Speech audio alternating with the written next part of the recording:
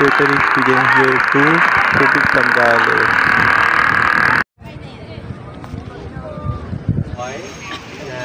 Namatay, sakay ng Orion ay halaga na pala sa Medgar 1,000 sa mga allied prisoners of war. Si Renan for the vlog. Ngayon si Anderson, mag-artist lang yun. Isa rin sa mga naval officers ng tatay ng panahon ng mga hapon. Pinagawa ito, mag-anniversary na, January 22, 2006, mag-20 years na po. Once again, please, this is for my morning, kabayinan, namatay.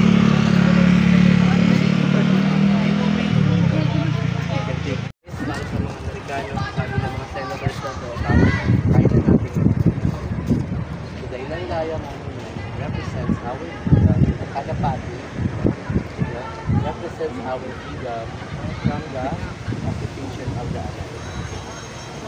Away from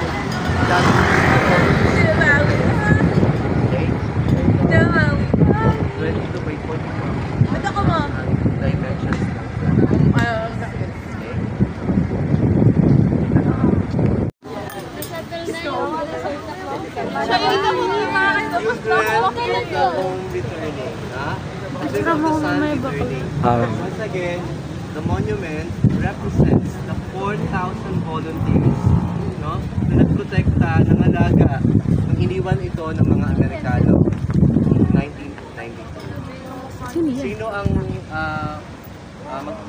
gugustuhin na walang bayad ang kanyang serbisyo? Sa panahon ngayon, practical, tama? Ba't nandoon pa rin ang kultura noon ng volunteerismo? Pinatunayan yan ng mga taga-dito. Halong Kagubatan, Zambales, around 4,000 people represented by these figures from various countries.